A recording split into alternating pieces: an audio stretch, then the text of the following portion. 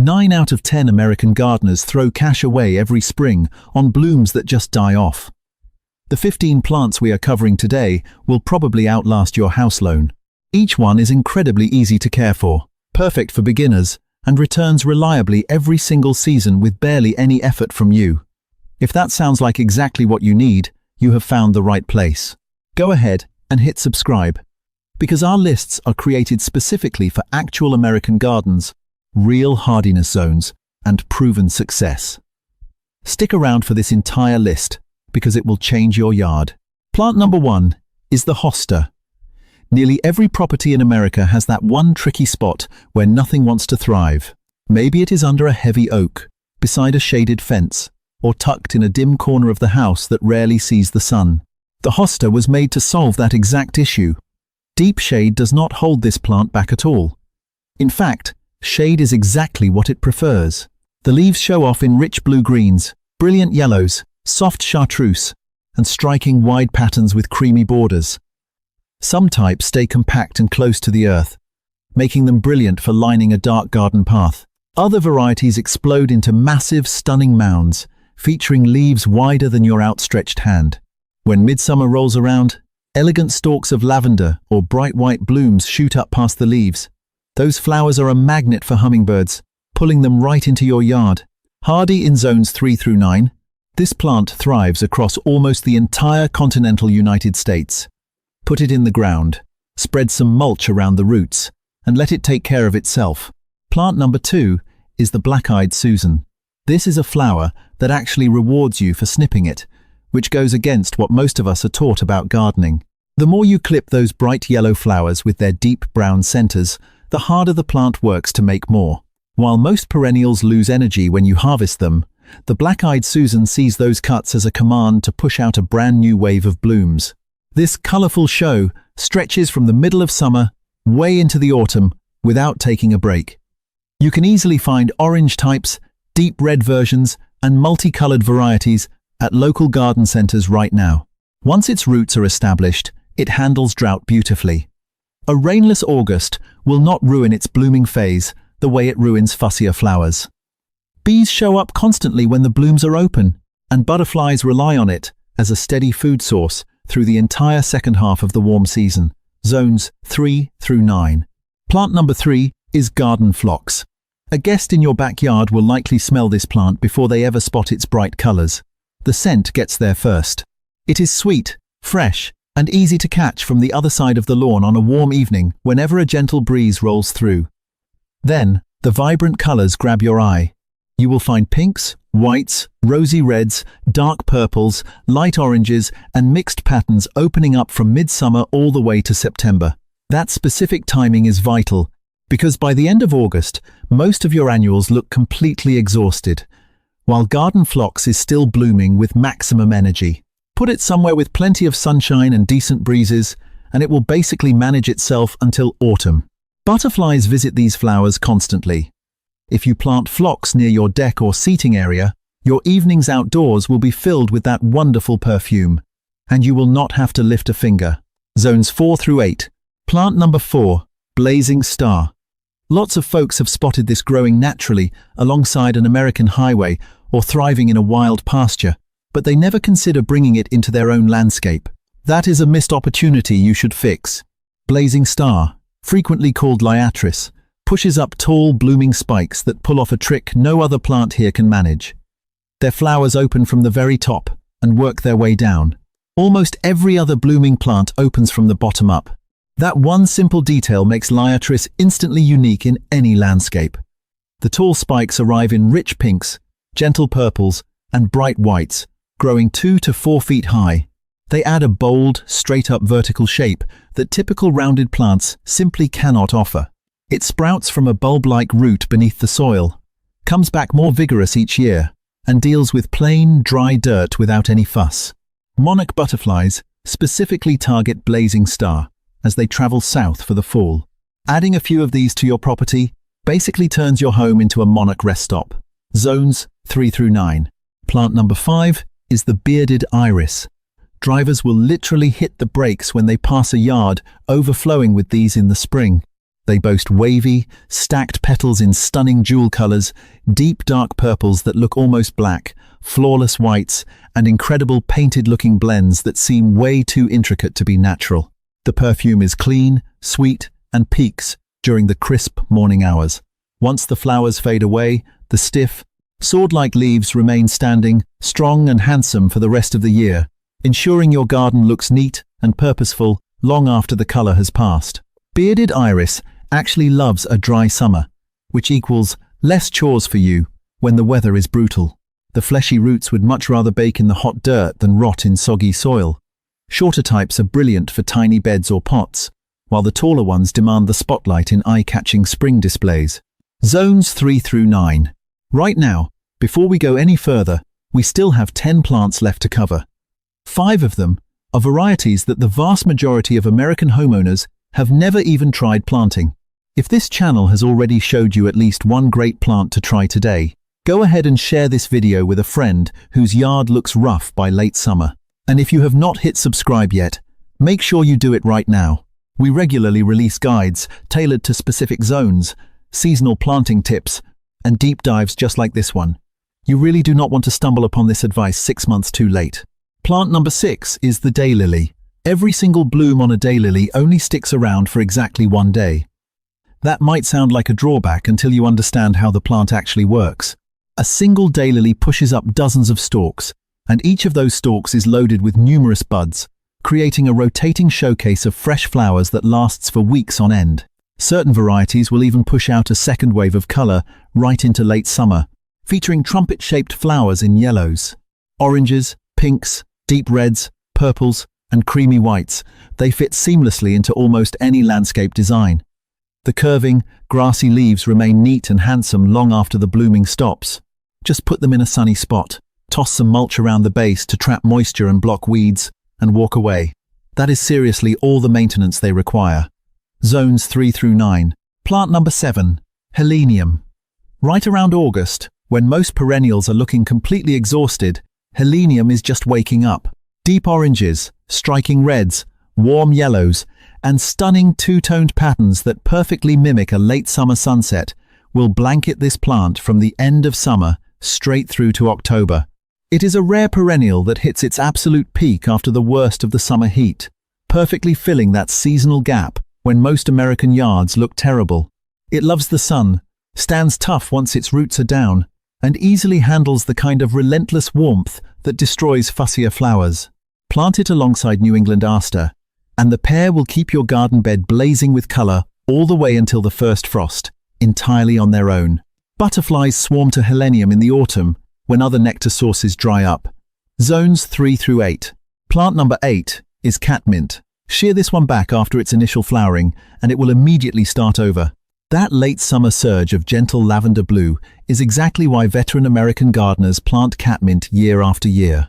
Growing roughly 1 to 3 feet tall depending on the specific type, it looks absolutely incredible, bordering the front of a bed or cascading softly over a low garden wall.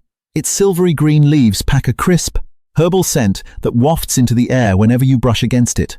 It survives droughts effortlessly, and that exact same fragrance that draws bees in is highly offensive to the deer and rabbits that typically destroy gardens overnight. Tuck it right beside a walkway, where you will pass by it often. The scent alone makes it completely worth the real estate. Zones 3 through 8. Plant number 9 is the blanket flower. With brilliant red, orange, and golden petals bursting outward from a dark center, this flower basically looks like a tiny campfire blazing in your garden, from June straight into October. It does not bloom in separate flushes. It just keeps producing continuously, without taking a breather. Sandy dirt, rocky earth, and those harsh, exposed spots that normally kill standard perennials are no problem at all. Blanket flower thrives in all of them, without a single complaint. There is one simple fact you should keep in mind though. This plant will not necessarily live forever in every single yard. Swapping in fresh plants every 2 to 3 years ensures the display stays incredibly vibrant. That is not a defect, it is just part of understanding what you are growing. Zones 3 through 10, giving it the widest climate range on our entire list. Plant number 10, New England Aster. When October rolls around, This plant truly proves its worth. It forms dense, rounded mounds packed with tiny, daisy-like flowers in rich violet, gentle pink, soft lavender, and pure white. This massive display kicks off in September and pushes right up against the first hard frost. While every other plant is shutting down for the winter, the Aster is absolutely thriving. Since it is native to North America, it is completely adapted to our soils and weather systems across the majority of the map. It settles in quickly and asks for almost zero help once it finds its footing. Migrating monarch butterflies depend heavily on these late-blooming nectar stops as they head south, making the Aster one of the most vital additions for supporting their journey. A garden blooming with Aster in October is a garden doing something genuinely important. Zones 4 through 8. So, which of these first 10 plants are already thriving in your beds right now? Let me know down in the comments. And if you have not planted any of them yet, tell everyone which one is going in the ground first. The comments section is always packed with seasoned pros sharing what actually succeeds in their specific zones. Someone down there has absolutely grown every single plant we just covered, and that real-world advice is worth far more than a plastic nursery tag. 10 down, 5 remaining. And these next 5 are just as powerful. Stick around, because plants 11 through 15 are where things get incredibly exciting. The vast majority of gardeners have never tried a single one of them. We are changing that today. Plant number 11, Iron Butterfly. This stunner was just crowned the 2026 Plant of the Year. Not by a local shop, and not by a regional club, but by the massive American horticultural community that grades thousands of varieties every single season. Yet, most folks watching this video right now have never grown it, never bought it, and probably never even heard its name before this exact moment. That is the massive knowledge gap this plant is about to bridge in backyards all over the country. Iron Butterfly, carrying the botanical name Vernonia lettermanii, pushes out delicate, thread-like leaves that form a soft, feathery texture, completely different from your standard garden fare. Then, in late summer and autumn, precisely when most properties are looking their absolute worst, it explodes with dense clusters of vivid purple flowers that look shockingly electric against those fine leaves. The visual contrast between that airy foliage and those intense blooms just cannot be captured fully in a photograph. You have to witness it in a real yard to truly understand it. Hardy from Zone 4 down to Zone 9, it fits the vast majority of American gardeners, stretching from the upper Midwest all the way down through Texas and over to the Pacific coast. It laughs at summer heat. It shrugs off dry spells once established. Best of all, it earns its keep during the most brutal stretch of the gardening calendar, instead of peaking early and fading away. Reaching 2 to 4 feet high, it grows upright, with a bold presence in the late-season garden that simply cannot be replicated by anything else on our list. Butterflies swarm to the Iron Butterfly in late summer like it is a mandatory scheduled stop. The name is not just clever marketing. It describes exactly what actually happens when it blooms. When a plant takes the top prize in American horticulture, but remains a secret to most home gardeners, that is exactly the kind of flower you want to be growing before the rest of the country catches on. Zones 4 through 9. Plant number 12 is False Indigo. This beauty has thrived in the wild across North America for hundreds of years. Being native to this land, it is fully adapted to our dirt and built specifically to survive harsh American summers without any babying. Most of us have probably walked past it in the wild our whole lives and never considered putting it in our own flower beds. Missing out on this one is honestly a huge mistake for any home gardener. False Indigo, also known as Baptisia, is easily one of the most reliable perennials you can buy in this country. When late spring hits, towering stalks shoot up past the soft blue-green leaves, showing off colors that make people stop and stare. You will find brilliant blues, deep purples, crisp whites, buttery yellows, and even new multicolored varieties that look totally custom. The floral show lasts for weeks. After that, the blooms turn into thick, round seed pods that shift to a dark black as the summer heats up, creating a cool rattling sound whenever the autumn wind blows. Plus, the leaves turn a gorgeous gold before the plant sleeps for winter. That gives you 2 entirely different seasons of visual beauty from just one plant. It might take Baptisia a year or 2 to settle in and push its deep taproot down. But once that root is locked in, this plant becomes one of the most rugged, independent things on your property. Drought will not kill it. Trashy soil will not slow it down.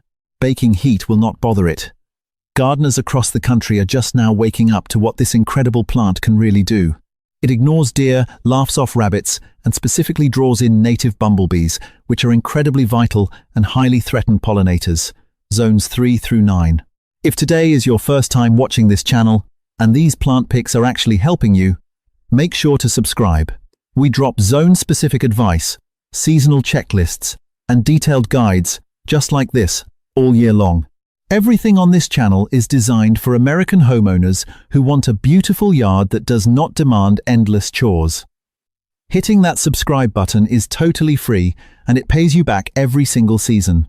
Plant number 13, coral bells.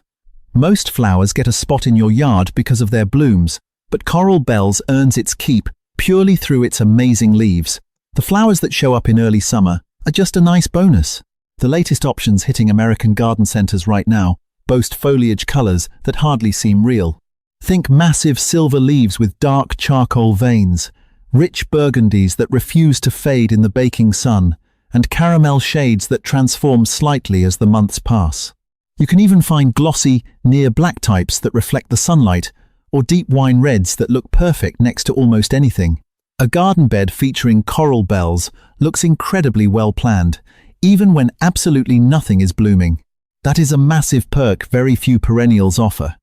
Then, right around early summer, tiny bell-shaped flowers push up on delicate stems above the main clump. They bloom in soft pinks, rich reds, or crisp whites, and hummingbirds seek out those tube-like flowers like clockwork.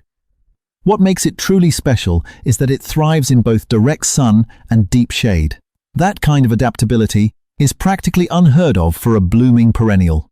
It makes coral bells the ultimate problem solver for those frustrating mixed lighting areas most of us deal with. If you have a spot that gets blasted by morning sun but sits in dark shade all afternoon, coral bells will handle it effortlessly. Growing in neat clumps, about 12 to 18 inches tall, it looks flawless, planted next to hostas, giving your shaded beds incredible color and texture all season long. Zones 4 through 9. Plant number 14 is Agastache. Many of you have probably spotted this blooming somewhere and asked yourself what it was.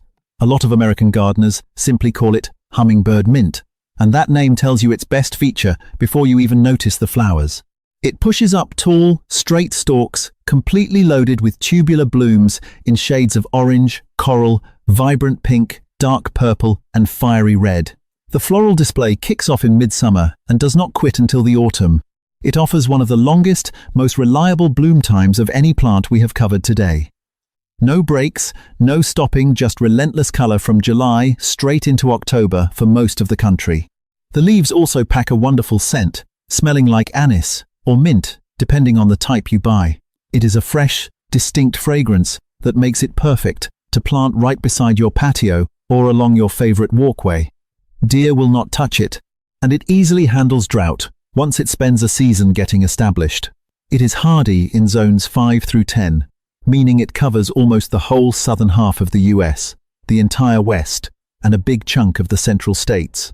Whether your dirt is sandy, perfectly average, or full of rocks, Agastache thrives without breaking a sweat. Hummingbirds treat this plant exactly like a freshly filled sugar feeder, showing up every single day it is blooming. When you plant Agastache in a sunny spot, you are not just planting a flower. You are building a reliable hummingbird sanctuary in your backyard that runs from summer to the first frost, requiring nothing more than the sunlight it already gets. Zones 5 through 10. Right before we hit our final plant, which is honestly the most visually stunning one on this entire list, take a quick 30 seconds.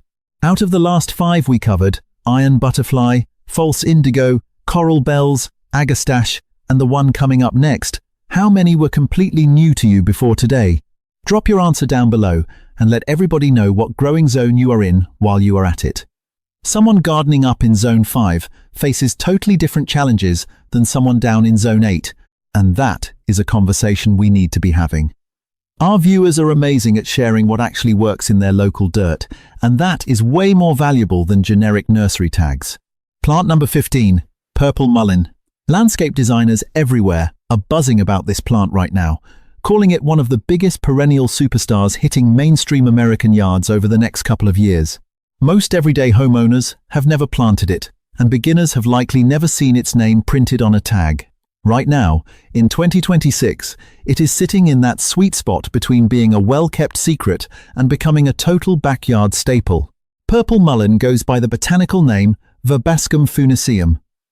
Imagine a straight, clean flower stalk shooting 4 to 5 feet high, right out of a flat cluster of leaves resting on the ground. That tall stalk gets covered in deep pinks, soft purples, and bright whites from the end of spring deep into the summer.